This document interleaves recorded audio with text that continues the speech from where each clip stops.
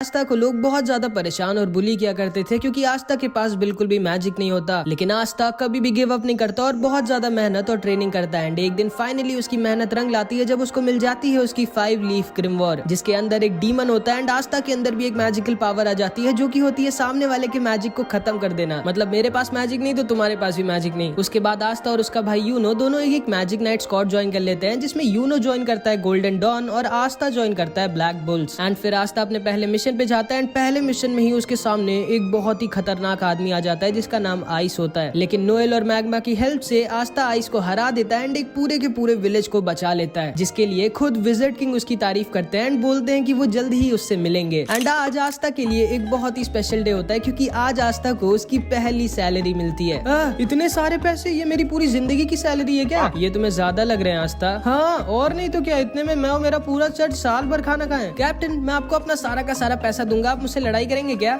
नहीं कैप्टन, मैं अपनी छोटी बहन मारी से मिलने जा रहा हूँ। जाओ, मैं तो ढेर सारा खाना खाऊंगी। हाँ बस फटना मत, कुछ तो बोलो।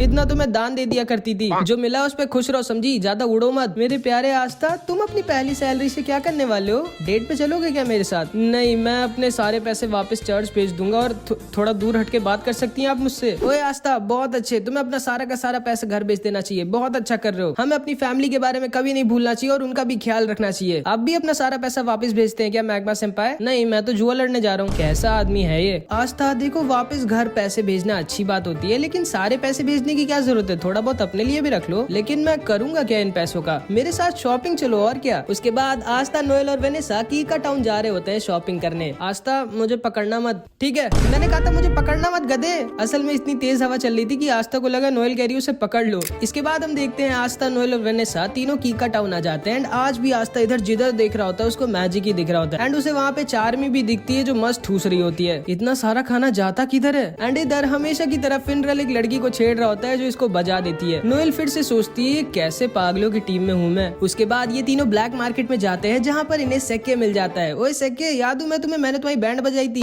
हाँ नहीं मतलब नहीं याद हो, कौन हो तुम? लेकिन तभी इन लोगों के पास एक बूढ़ी औरत का एक आदमी सामान चोरी कर भागने लगता है एंड आस्था उसके पीछे भागता है। ये दोनों इस बूढ़ी औरत के पास जाकर इससे कहते हैं आप चिंता मत करिए, आस्था के रहते वो आपका सामान लेके भाग नहीं पाएगा। आस्था के नहीं, मेरे रहते मेरी मैजिक बाइक से कोई भी नहीं भाग सकता। चिंता मत करो क्यूटीज, मैं अभी इस बूढ़ी औरत का पर्स लेके आता हूँ।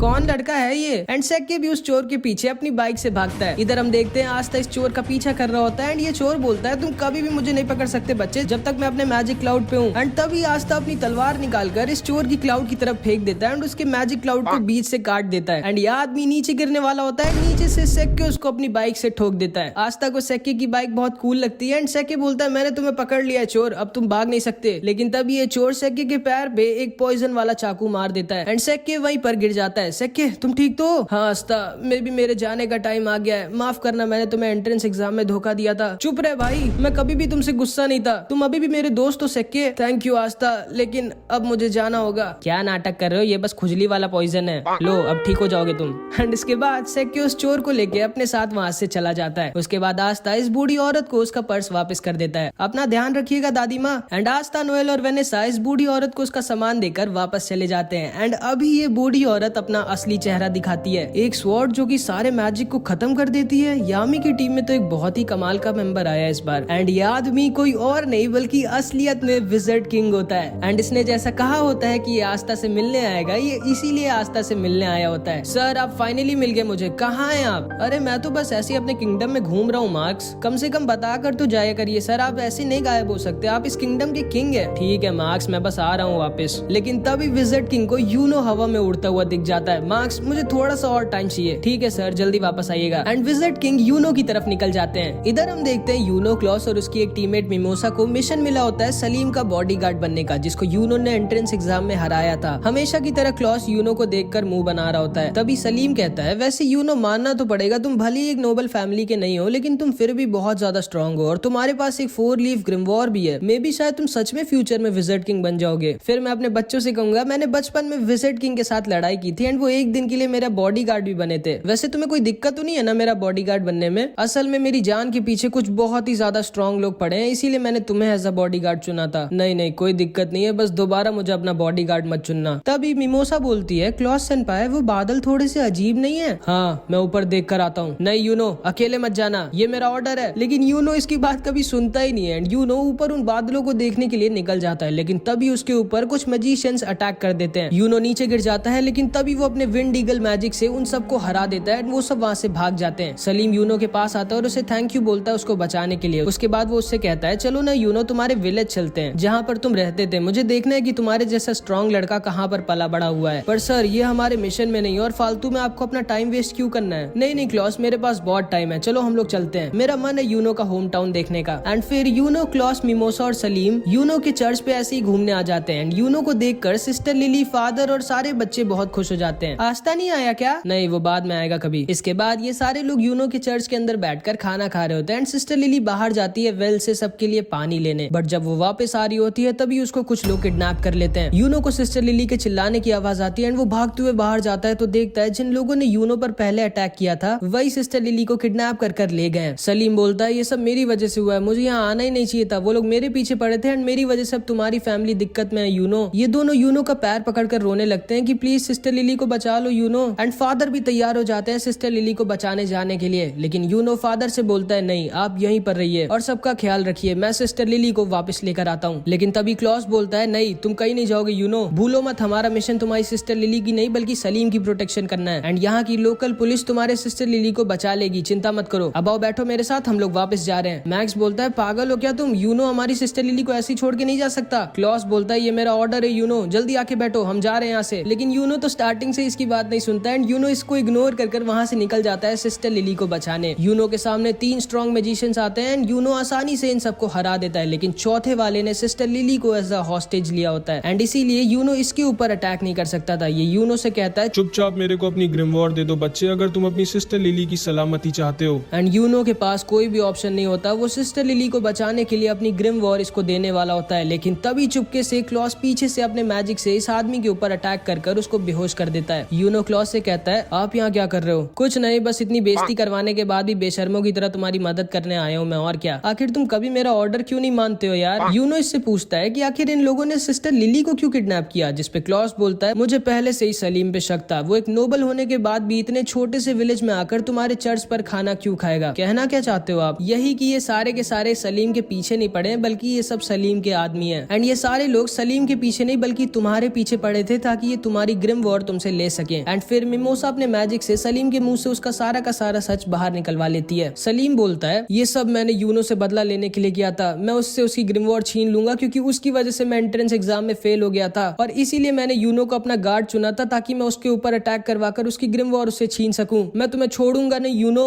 जिसको सुनकर सिस्टर लिली गुस्सा हो जाती है एंड सलीम को एक वाटर पंच मारकर सुला देती है एंड सलीम का प्लान पूरी तरह से फेल हो जाता है। चलो ठीक है, अब तो तुम लोग पकड़े ही जा चुके हो, अब ये बताओ तुम लोगों का लीडर कहाँ छुपा बैठा है। लेकिन इन सबको पता ही नहीं होता है कि इनका लीडर कहाँ पर है क्योंकि इनके लीडर को पहले ही विजिट किंग ने पकड़ लिया होता है एंड वो फर्स्ट विजिट किंग के स्टैचू के सामने मस्त लेट कर आराम कर रहे होते हैं। आप कहाँ है सर, जानते हैं कितना काम बचा हुआ है और आप यहाँ मजे में सो रहे हैं? आ रहा हूँ बाबा आ रहा हूँ। एंड इसके बाद यूनो और सारे लोग दोबारा से चर्च में हंसी खुशी खाना खाते हैं, फिर वो सब वापस निकल जाते हैं। अगले दिन विलियम यूनो की टीम की तारीफ करता है, मुबारक हो विजिट किंग ने तुम लोगों की तारीफ करी है एंड हमें सलीम की नोबल फैमिली के खिलाफ और भी कई गंदे कामों के लिए सबूत मिल गए एंड अब हम सलीम की फैमिली के ऊपर स्ट्रिक्ट एक्शन लेंगे। सर आप पहले से जानते थे कि ये सब हम लोगों के साथ होगा? हाँ, और इसीलिए मैंने यूनो को अकेला नहीं बल्कि तुम दोनों को इसके साथ भेजा था। अब जाओ आराम करो, तुम लोगों ने अच्छा काम किया। एंड फिर ये तीनों वापस जाने लगते हैं। क्लॉस यूनो से बोलता है यूनो अगली बार तो मेरी बात मानोगे ना?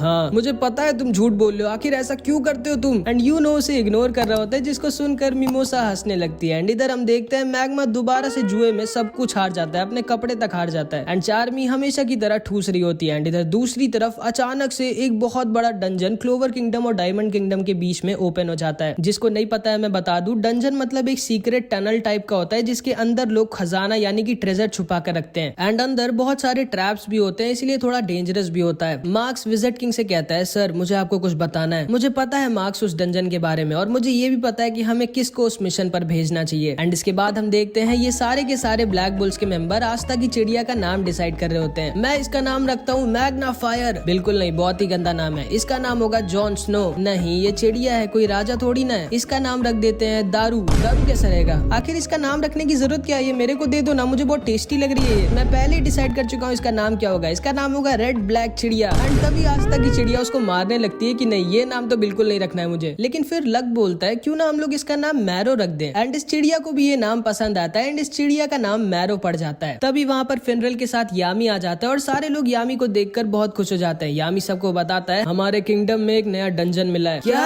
एक नया डंजन? वाओ, एक नया डंजन। लेकिन वो होता क्या है? जब तुम्हें पता ही नहीं है डंजन क्या होता है तो तुमने वाओ क्यों बोला? बस ऐसे ही। और ब्लैक बुल्स को जाना है उस डंजन को एक्सप्लोर करने। यामी सर, मैं जाना चाहूंगा। हाँ आस्था, तुम्हें जाना ही पड़ेगा क्योंकि विजिट किंग खुद चाहते हैं कि तुम जाओ। क्या विजिट किंग? लगता है विजिट किंग सर को मैं बहुत ज्यादा अच्छा लगने लगा हूँ एंड ऐसे ही चलता रहा तो अपने बाद वो मुझे विजिट किंग बना देंगे। याहू। नोएल, तुम भी आस्था के साथ जाओ, ये एक अच्छा एक्सपीरियंस होगा तुम्हारे लिए। और हाँ, तुम दोनों के साथ जाएगा लक। इन दोनों का ख्याल रखना। ठीक है सर, लेकिन वहाँ पर हम पर कोई अटैक तो करेगा ना हमें जान से मारने के लिए? नोएल मन में सोचती है, नहीं, इस पागल के साथ नहीं जाना चाहती मैं जिसको लड़ाई से ज्यादा कुछ नहीं पसंद है। लेकिन आखिरी में ये तीनों फिनरल के साथ उस डंजन के पास आ जाते हैं जिसे इन लोगों को एक्सप्लोर करना है और उस ट्रेजर को ढूंढना है जो इसके अंदर छुपा हुआ है। आस्था, नोएल और लक उस डंजन के अंदर घुस जाते हैं। नोएल को बहुत ज्यादा डर लग रहा होता है। नोएल, ध्यान से चलना, गिरना मत। चुप रहो गधे, मुझे मत सिखाओ। भूलो मत मेरा नाम है नोएल सिल्वा, सिल्वर फैमिली की। मैं नहीं गिरूंगी। एंड तभी नोएल फिसल के गिर जाती है एंड उनके लैंप को तोड़ देती है। लेकिन इस लक को अंधेरे में भी दिखता है एंड उसके साथ ये लोग डंजन के अंदर आ जाते हैं जहाँ पे लक अपने आप ही सारे के सारे ट्रैप्स फोड़ रहा होता है मजे के लिए एंड आस्था सबको खत्म कर रहा होता है। एंड लक अपने मैजिक से पूरे के पूरे डंजन को स्कैन मारता है एंड तभी उसे पता चलता है कि उन लोगों को कोई चुपचाप देख रहा है, वो लोग यहाँ पर अकेले नहीं है। एंड लक आस्था नोएल से कहता है तुम लोग अपना ध्यान रखना, ठीक है, मैं बस 1 मिनट में आया। एंड वो अपने मैजिक से उस आदमी के पीछे निकल जाता है जो उन लोगों को चुपचाप देख रहा था। ये कहाँ चला गया हम दोनों को यहाँ पे अकेला छोड़ के? मुझे पहले से ही पता था यामी सर गलत कर रहे हैं इसको हमारे साथ भेज के। लेकिन तभी नोएल रियलाइज करती है कि वो और आस्था तो अकेले हैं एंड नोएल को तो आस्था थोड़ा पसंद है तो वो थोड़ा शर्मा कर वहाँ से भागने लगती है। लेकिन तभी वो एक बहुत ही बड़े ट्रैप पे पैर रख देती है एंड उसके सामने एक कार्निवोरस प्लांट निकल आता है जो नोएल को पकड़ लेता है। आस्था नोएल को बचाने की कोशिश करता है लेकिन आस्था को भी वो पकड़ लेता है एंड इन दोनों को ये पेड़ खाने वाला होता है। लक इधर इस आदमी का पीछा कर रहा होता है और नोएल आस्था की जान खतरे में होती है। आस्था सोचता है कि वो क्या करे, उसे जल्दी कुछ करना होगा वरना ये दोनों अटैक्स आते हैं जो आस्था और नोएल को बचा लेते हैं और उस प्लांट को भी खत्म कर देते हैं। नोएल सोचती है कि आखिर इतना स्ट्रॉन्ग अटैक किसका है। फिर इधर हम यामी को देखते हैं जो कहता है अच्छा हाँ याद आया, मैं तो आस्था को बताना ही भूल गया कि उसके साथ कुछ गोल्डन डॉन के मेंबर्स भी रहेंगे। एंड अब तो तुम लोग समझ गए होगे कि आस्था को कौन आया होगा बचाने। जी हाँ, कोई और नहीं, उसका भाई यूनो। हमारा हिसाब बराबर हुआ आस्था, तो तुम हो यूनो और ये दोनों नीचे आकर आस्था और नोएल से मिलते हैं। क्लॉस बोलता है हाँ, मुझे लगा ही था इतने वीक से ट्रैप में ब्लैक बुल्स जैसी बेकार स्क्वाड का ही कोई मेंबर फंसा होगा। ये आपके चेहरे पे कुछ लगा है, मुंह नहीं धोया क्या आपने? ओए लड़के, तमीज से बात करो मुझसे, मैं गोल्डन डॉन का सीनियर मेंबर हूँ, मेरा नाम है क्लॉस और मैं एक नोबल फैमिली से हूँ। तुम्हारी हिम्मत कैसे हुई मुझसे ऐसे बात करने की? एंड इधर मिमोसा नोएल से मिलती है एंड ये दोनों बहनें होती है एंड इन दोनों की बिल्कुल भी नहीं पटती आपस में। हाँ, कैसी हो नोएल? तुम्हें तो काफी दिक्कत हो रही होगी, मैंने सुना है ब्लैक बुल्स के सारे मेंबर थोड़े पागल हैं। हाँ, मैं तो बिल्कुल ठीक हूँ, तुम कैसी हो? क्योंकि मैंने सुना है गोल्डन डॉन में सबके सब बहुत स्ट्रॉन्ग है और तुम तो सबके लिए एक बोझ बन गई होगी क्योंकि तुम इतनी वीक हो। नहीं, मेरा मैजिक तो बहुत इंपॉर्टेंट और यूजफुल है गोल्डन डॉन के लिए। विलियम सर ने खुद मुझसे कहा था। तुम्हारा क्या हाल है? निशाना ठीक हुआ तुम्हारा? हाँ, अब ठीक हो गया।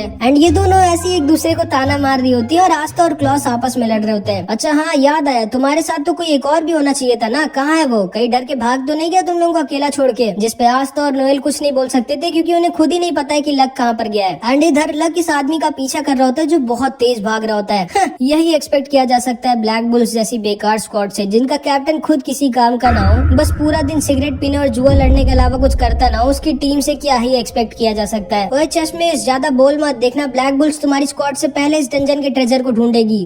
सपने में। पहले अपने टीममेट को तो ढूंढ लो, उसके बाद ट्रेजर को ढूंढना। चलो यूनो और मिमोसा। एंड फिर यूनो, मिमोसा और क्लॉस निकल जाते हैं ट्रेजर को ढूंढने। आस्था नोएल से कहता है जल्दी चलो, हम हार नहीं सकते इन सबसे। एंड ये दोनों भी निकल जाते हैं ट्रेजर को ढूंढने, लेकिन इन लोगों को बाहर जाने का रास्ता ही नहीं मिल रहा होता है। तभी मैरू उड़ती है और इन लोगों को बता देती है लो ये रास्ता है, चलो निकलो यहाँ से। एंड ये दोनों भी वहाँ से निकल जाते हैं। इधर हम देखते हैं विजिट किंग को एक सोल्जर बताता है कि डायमंड किंगडम ने भी कुछ मैजिक नाइट्स को को उन डंजन को एक्सप्लोर करने के लिए भेजा है। लेकिन क्यों? जब वो डंजन क्लोवर किंगडम में खुला है तो डायमंड किंगडम के लोग क्यों आए? सर, हमें जल्दी से कुछ करना चाहिए। चिंता मत करो मार्क्स, मैंने कुछ बहुत ही ज्यादा स्ट्रॉन्ग लोगों को उस डंजन में भेजा है, सब ठीक होगा। एंड विज़र्ड किंग ने बिल्कुल सही कहा होता है, क्योंकि लक ने इधर अकेले ही सारे के सारे डायमंड किंगडम के मैजिक नाइट्स को हरा दिया होता है। एंड सिर्फ एक आदमी बचा होता है जिसका नाम लोटस होता है। तो मैं देख सकता हूँ तुम काफी स्ट्रांग हो बच्चे, तुमने तो अकेले ही मेरे सारे के सारे चेलों को हरा दिया। हाँ, लेकिन तुम्हारे चेले बहुत वीक थे, तुम तो स्ट्रांग हो ना, क्योंकि मैं अभी किसी स्ट्रांग आदमी से लड़ने के लिए मर रहा हूँ। हाँ मैं स्ट्रांग तो हूँ, लेकिन मैं यहाँ से भाग रहा हूँ क्योंकि मेरा लड़ने का मन नहीं अभी। लेकिन तभी लक इसके ऊपर अटैक कर देता है एंड लोटस अपना मैजिक दिखाता है, जो कि होता है स्मोक मैजिक। तो तुम्हारे पास लाइटनिंग मैजिक है एंड तुम्हारी रोप से मुझे पता चल रहा है कि तुम ब्लैक बुल्स के मेंबर हो। मैं बता दूं कि मैं आज तक सिर्फ एक आदमी से ही फाइट में आ रहा हूँ, जो कि तुम्हारा कैप्टन यामी है। कोई बात नहीं, आज तुम दूसरी बार हारोगे, अब आओ लड़ो ना मुझसे। लेकिन तभी अचानक से लक को कुछ अजीब सा लगता है। लगता है मेरे पॉइजन ने असर दिखाना स्टार्ट कर दिया। असल में इस पूरे टाइम लोटस हवा में अपनी मैजिक से एक पॉइजन रिलीज कर रहा होता है, जिससे सामने वाले की स्पीड बहुत ज्यादा कम हो जाती है और सामने वाले को चक्कर भी आते हैं। एंड उस मैजिक की वजह से लक को भी चक्कर आने लगते हैं एंड वो वहाँ पर गिर जाता है। अब तुम आराम करो बच्चे, मेरे पास बहुत काम है, मुझे अपने लीडर को भी ढूंढना है। एंड ये कह के लोटस वहाँ से जाने लगता है, लेकिन तभी लक दोबारा से इसके ऊपर अटैक कर देता है एंड इस बार वो पिछली बार से भी ज्यादा फास्ट होता है। कैसे? आखिर ये बच्चा अभी भी इतना तेज कैसे है? जिस पे लक बोलता है, मेरे पास लाइटनिंग मैजिक नहीं है, मैं खुद लाइटनिंग हूँ, और तुम बिजली को कितना भी स्लो कर लो आखिरी में वो रहेगी फास्ट ही। एंड तुम जा कह रहे हो? अभी तो हमारी लड़ाई शुरू भी नहीं हुई। एंड इधर हम देखते हैं क्लॉस, मिमोसा और यूनो उस डंजन के ट्रेजर गेट के पास पहुंच जाते हैं, जहाँ पे उस डंजन का ट्रेजर रखा है। लेकिन तभी अचानक से लोटस का लीडर मिमोसा को पीछे से इंजर्ड कर देता है। कौन हो तुम? सामने से हटो मेरे। इस लड़के का नाम मार्स होता है एंड ये डायमंड किंगडम का प्रिंस होता है एंड ये